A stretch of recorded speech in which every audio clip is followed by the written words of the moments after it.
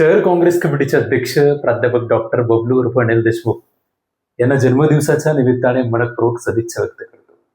एखादा व्यक्ती त्याच्या पॉलिटिकल करिअरमध्ये, त्याच्या पॉलिटिक्समध्ये एज्युकेशनली किती मॅच्युअर्ड असू शकतो त्याचं एक परफेक्ट आणि पंक्च्युअल एक्झाम्पल म्हणजे प्राध्यापक देशमुख आहेत.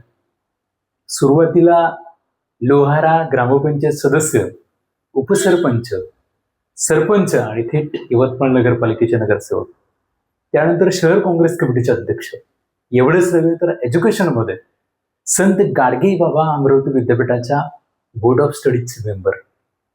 शहर काँग्रेस कमिटीचे अध्यक्ष झाल्यानंतर प्राध्यापक देशमुख यांनी शहरी भागातील लोकांच्या विकासासाठी केलेल्या आंदोलनं शानदार, जबरदस्त आणि जिंदाबाद आहेत. एवढंच नव्हे तर ग्रामीण भागातील शेतकऱ्यांसाठी सुद्धा केलेले आंदोलनं तेवढेच जबरदस्त आहेत.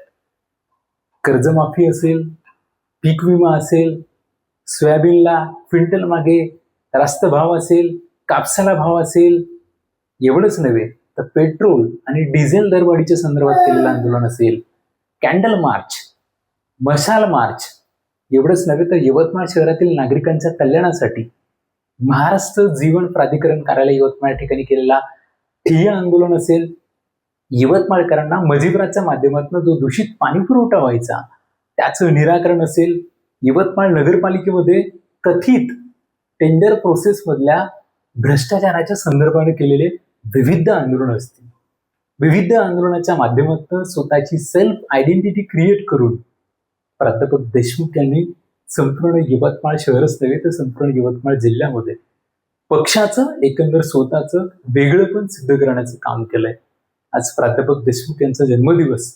खऱ्या अर्थानं प्राध्यापक बबलू देशमुख हे यवतमाळ विधानसभा मतदारसंघाचे लोकप्रिय आमदार, लोकनेते माननीय बाळासाहेब पांगुळकर यांचे अत्यंत निकटवर्तीय आहेत. त्याच्यानंतर माननीय विजयबाबू दर्डा असतील, माननीय कीर्तिबाबू गांधी असतील, कृषी उत्पन्न बाजार समितीचे सभापती माननीय रवी ढोक असतील, यांचं त्यांना कायम सातत्यानं मार्गदर्शन असतं.